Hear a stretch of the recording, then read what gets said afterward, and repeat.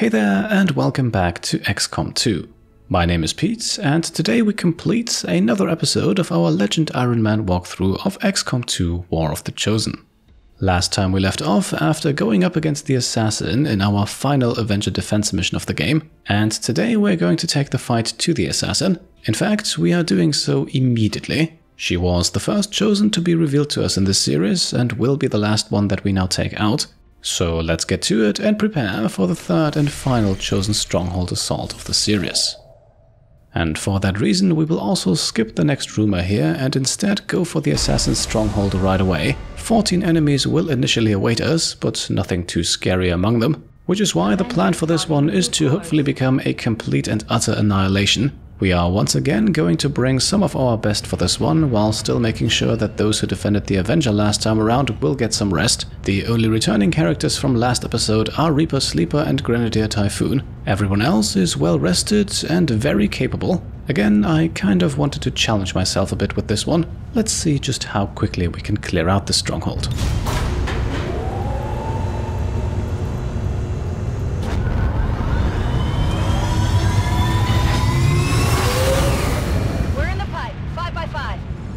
Position to end the Chosen threat once and for all. Though I doubt it'll be easy. Advent isn't known for its forgiving nature, and we're setting out to destroy the last of the Elder's favorite pets today. Expect heavy resistance and stay focused. This is the moment we've all been waiting for.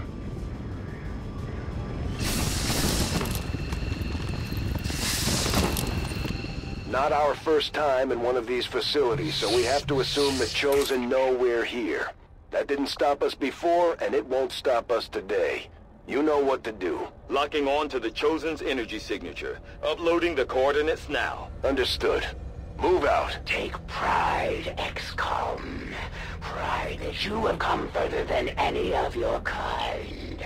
Pride that your death this day honors the Elders.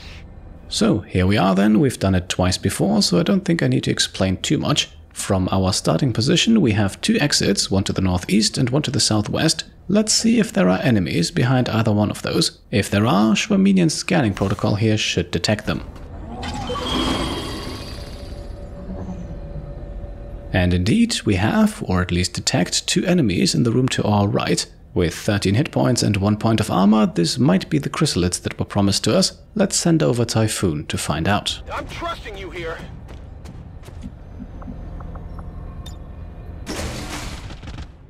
We knew there'd be resistance today. You know what to do. And indeed we do. This should not be too difficult. And because he detected them, let's give Typhoon the opening shot against the target in the back, just because he can hit them both.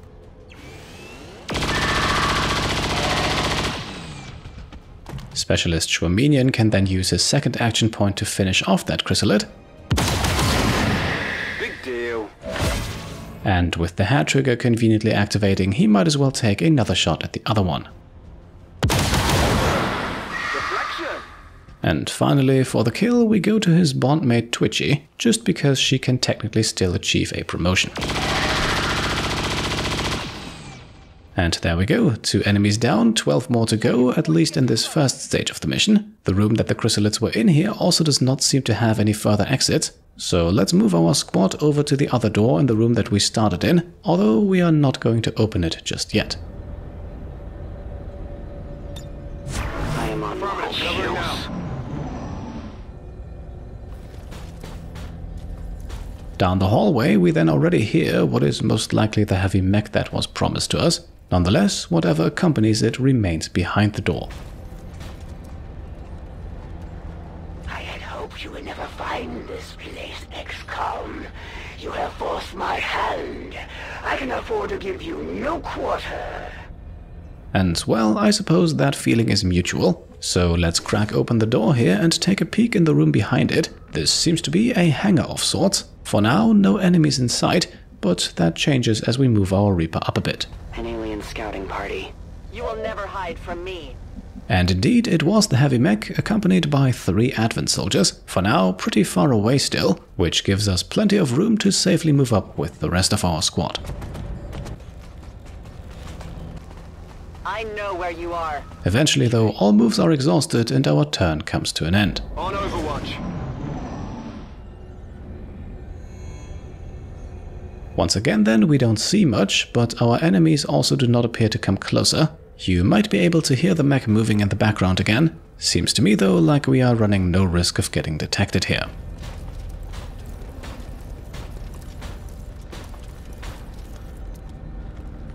Your world lies in turmoil, yet you choose to come here to face me. You squander what time you have left. You are not worthy of this world. Alright, disregarding the assassin's trash talking, I think our next targets are clear. No place for you to go now. Although their number has unfortunately just doubled, as Celica not only gets a clear line of sight on that part on the right surrounding the mech, but she also spots 3 Vipers accompanying an Andromedon. And well, I said earlier that I would like to challenge myself in this one, so how about we take them all out in one round? And the first step towards that goal is to use Celica's second action point to place a claymore. Now we wait. Up next then, we move up with Grenadier Typhoon, and we go for the Blaster Bomb right away here. This allows us to stay hidden for the most part, and with a minimum damage of 15 points of Blaster Bomb and Claymore, this will also guarantee us at least 2 kills.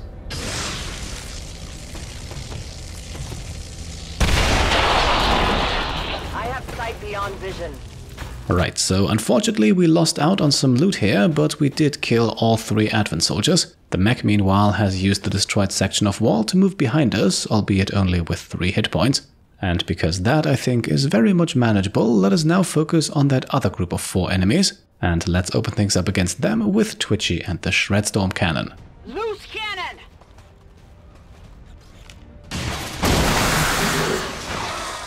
Multiple targets down! Right, that gets rid of 2 Vipers and leaves the last one standing with only a single hit point. The Andromedon meanwhile has also lost all of its armor and should therefore be a lot more manageable. Finally, the explosion further in the back has also thankfully not damaged any of our soldiers, and so, after activating Run and Gun, we are now going to reveal and move up with Ranger Mig. Wearing the Serpent armor also causes the last Viper here to panic, and what's more, it also targets the Andromedon. However, the shot goes wide. And so, let's get to it. We are guaranteed a critical hit, and that will definitely deal 14 points of damage.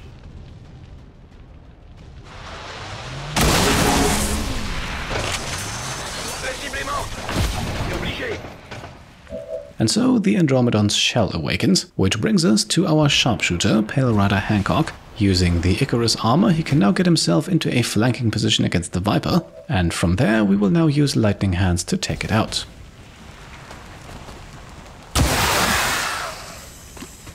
Only the best. For the Andromedon then, we have brought blue screen rounds, so 2 pistol shots will do.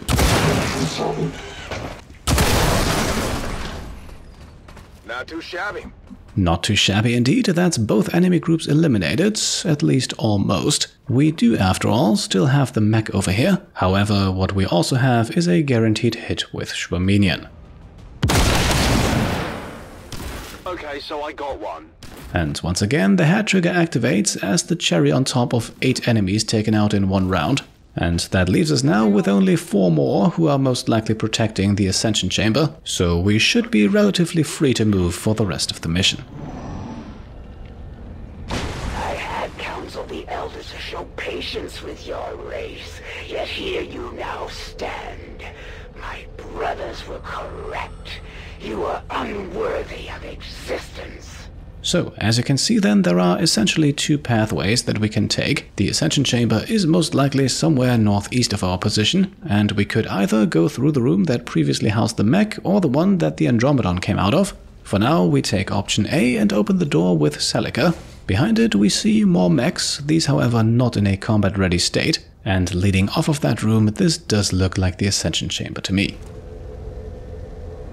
Transport portal directly ahead. Updating coordinates now. Got it. Let's go. And there we are, no enemies in sight yet, but our destination has been found, which makes me 95% sure that the rest of the map will be free of hostiles. And after recloaking and moving up with Ranger Mig, that seems to be confirmed. I really have no idea where any further enemies would be hiding if not in the Ascension Chamber. Bien compris. And so I think we can now move full throttle towards that chamber, although our squad is spread fairly thin, so this might take a turn or two. I'm on it. The Elders could have destroyed your race with but a single command, yet they rebuilt your world, offered you hope.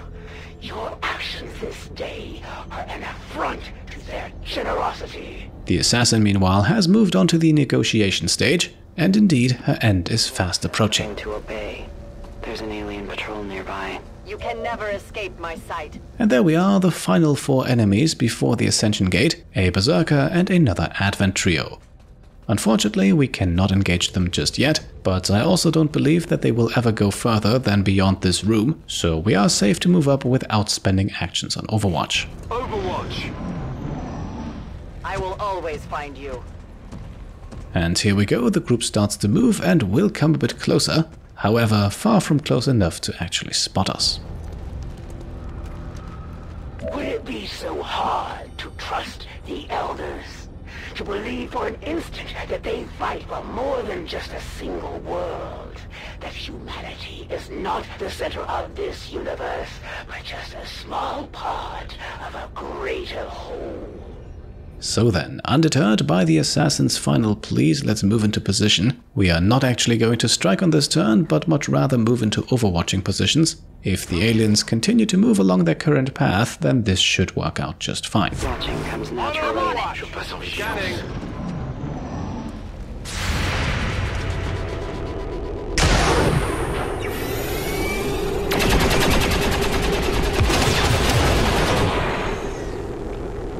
Happy now? So that's the Lancer down and the Trooper also not looking too hot, and we're not even close to being done yet.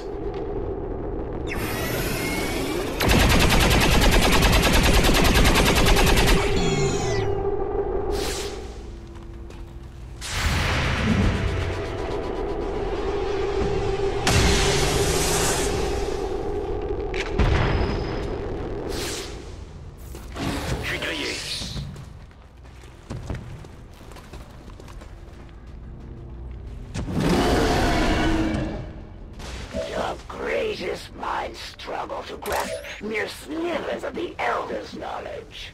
By now, they must see the futility in this conflict. The only way for your race to survive is to submit. Alright, so that's still 3 enemies remaining, although they only share a combined 22 hit points. We also got a bit lucky here that Celica was not revealed. Either way, let's get to it and have Typhoon unload against the Purifier.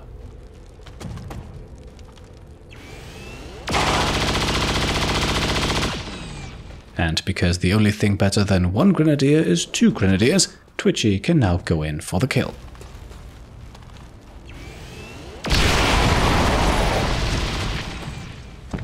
Alright, so good thing we kept our distance, I would say. Up next, Reaper Sleeper is now the first to move on to the Ascension Gate, and despite only having an 89% hit chance, we will take the shot. If she gets herself revealed, we can always recloak. And just like that, there was only 1, and after using Mig's turn to reload and move, it comes down to Schwabinian again. And once again, there is no risk attached with this one. There you go. Curiously enough then, the head trigger activates yet again. Move, move, move! And so we can now get him all the way onto the Ascension Gate as well. And well, I don't think I need to show you all of this. 2 turns later, we have everyone where they need to be and fully reloaded. So let us finish this. We've been here before. Brace for transport.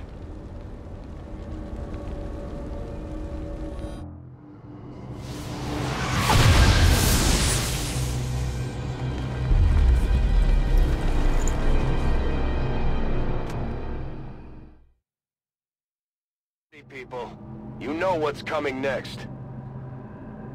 Even now, you push ahead, XCOM, undaunted in your task. A fitting epitaph for your race. May you be remembered.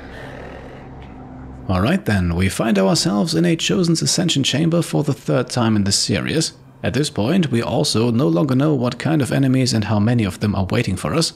The only thing we do know is that initially there will be some of them in this room. I am on the move. You cannot run. An alien scouting party. And thanks to Celica, we also quickly uncover their identity, a Spectre and a Shield Bearer. So let us move up then, but not too far. Triggering these guys on their turn should be easy thanks to Pair Rider Hancock's Long Watch. So let's activate that alongside Overwatches on everyone else. I won't let them pass. Covering now!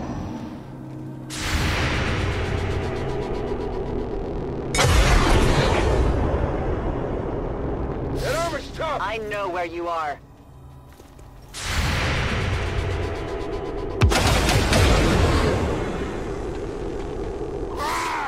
Come on!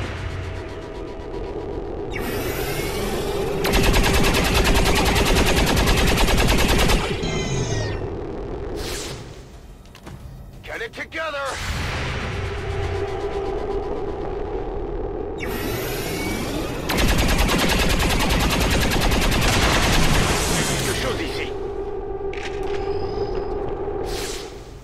Faites gaffe avant de vous approcher! Alright, after an eventful round of Overwatches, the Spectre is down already and the Shield Bearer has only half of their hit points remaining. We also have some loot here, but I'm not entirely sure whether or not we'll be able to collect that. In any case, let's stay focused on the enemies. With a 92%, Typhoon here should hopefully be able to get the kill.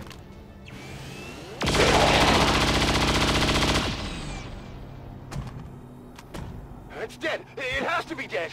And there we go, that's the Ascension Chamber cleared, at least for now. Obviously, as soon as we advance a bit further, the Assassin herself will show up. So we want to be careful here not to move too close to the sarcophagus too early. At this point, we actually have all the time in the world. Watching comes naturally. And you can see it, the aliens do not even get a turn. Still, let's not get ahead of ourselves, we will take one more turn here to fully prepare, just so we are absolutely ready for showtime on the next one. I am on watch. Moving to Overwatch! Overwatch. The loot then expires, but I think that is a fair price to pay for getting the upper hand against the Assassin, who we are now in fact going to trigger without wasting a single action point. Thankfully, we saved one charge of Hancock's Icarus jump.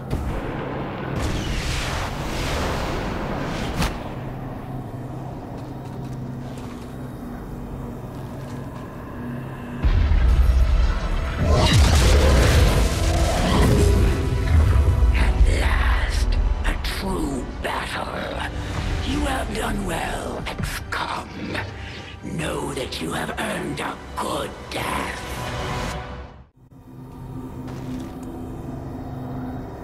All right, Menace, you know what to do. It's do or die time.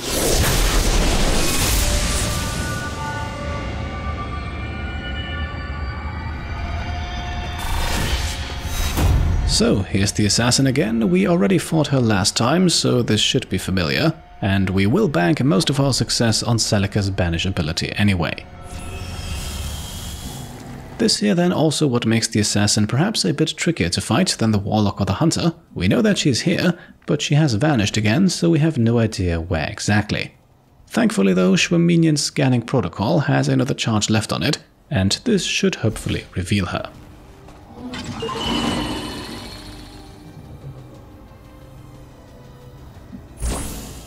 And there we go, that is the Assassin discovered, hiding behind half cover with her 62 hit points and 4 points of armor, not to mention 40 points of innate defense that she will get after this first attack, an attack that is unsurprisingly going to target that cover and armor.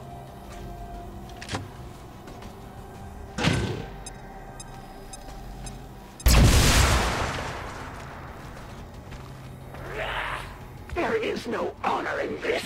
Now at this point we could already move in with Celica to try our luck with Banish, however because of the aforementioned 40 points of defense the Assassin gets, the hit chance would not be great. So let us instead activate Teamwork to give Twitchy another action after moving, and we're going to use that action on a regular shot, this one's still guaranteed to hit, but the Assassin will receive a defense bonus afterwards.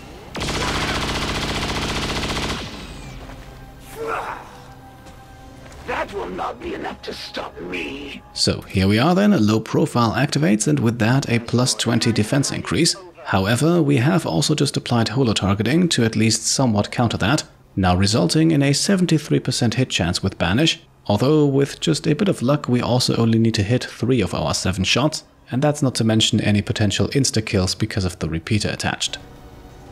I banish you!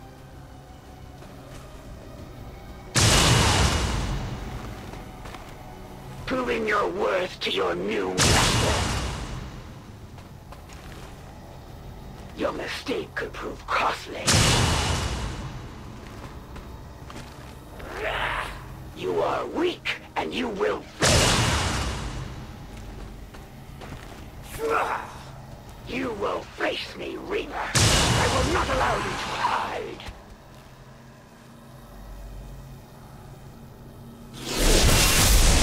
It appears this device functions in a similar fashion to the capacitor we encountered previously. I recommend haste in disabling its prime mechanism to prevent the Chosen from regenerating indefinitely. Yes, Doctor.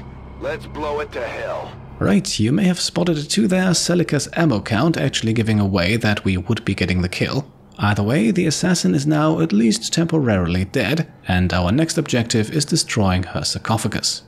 Sporting 80 hit points, that is definitely a bit of a challenge, but a challenge is exactly what we sought when we got into this mission. So let us now unleash with Pale Rider Hancock, first using a lightning hand shot.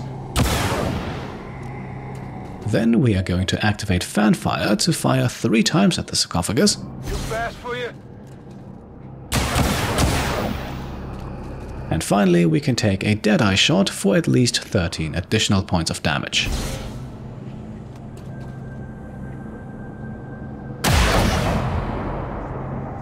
So that's 46 sarcophagus hit points removed at the hands of a single soldier. Like I said, we are going all out here today. And so up next we have once again activated Run and Gun on Ranger Mig, who can get himself up close and personal and then throw his axe. Afterwards then it's time to activate Rapid Fire. This should give us at least 20 more points of damage.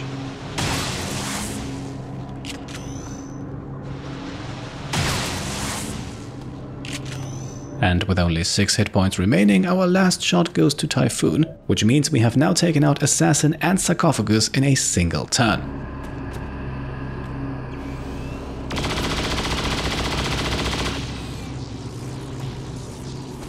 With the capacitor damaged, the regeneration process has been interrupted. I believe now would be the appropriate time to take them out. Then you know what to do. Take that creature down. I had not thought this possible. To fight another on equal footing. How exhilarating. For that, you have my gratitude. So, destroying the sarcophagus ends our turn and brings the assassin back onto the battlefield. This time she has spawned in behind us, so chances are that she is still in the vicinity. And that is exactly why we have brought 2 battle scanners with Schwaminian. These 2 will reveal her if she is caught in their radius. Unfortunately though, that does not seem to be the case with the first one. So let us simply throw another one and see if that reveals anything.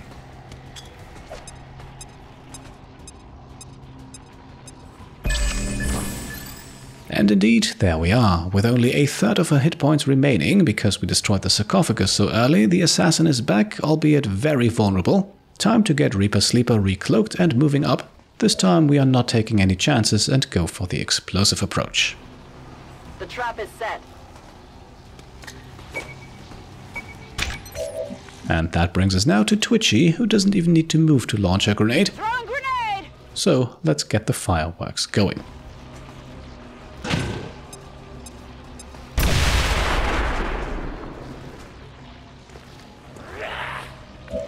And there we are. Only 8 hit points now separate us from the defeat of the third and final Chosen.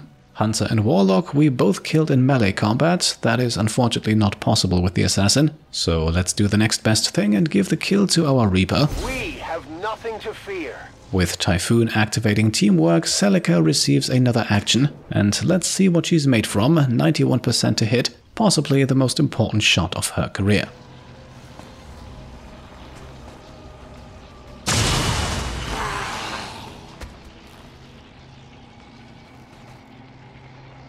I'll need more ammo soon. It wasn't easy, but we managed to pull it off, Commander. If only we could see the look on the Elders' faces.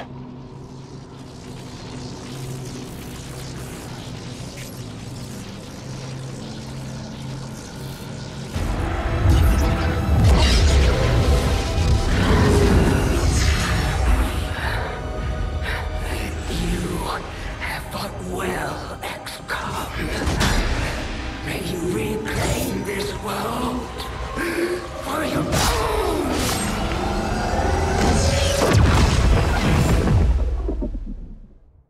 So, there we are. Hunter defeated, Warlock defeated, and now the Assassin defeated too, and in record time, I would say. Sadly, the game does not award us an achievement for defeating all 3 Chosen in the same campaign, which is certainly something that is not required to win the game, so from a completionist perspective this would have been a nice reward. I also would have loved an achievement for destroying the sarcophagus on the same turn as the Chosen. It may have looked easy there, but it certainly wasn't, and without Celica's banish I hardly think that we would have been able to pull it off. After the war's over, maybe you can start your modeling career. Advent officials revealed today's maneuver by local peacekeepers was a planned exercise. Citizens should not be alarmed. All weapon fire and wounds were simulated to better train Advent forces.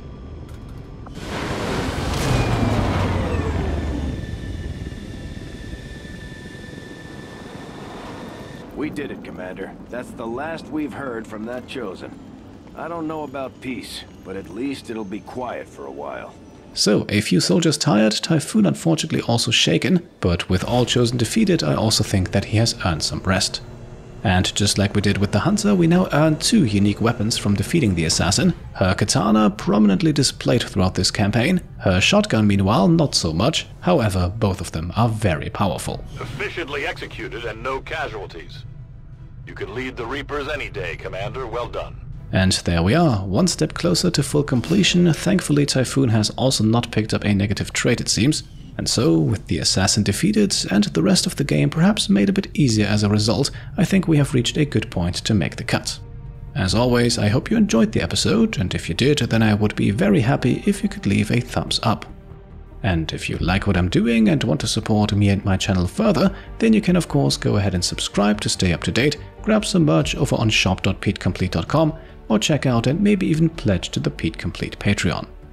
Thank you all for watching, and I'll see you next time. Cheers!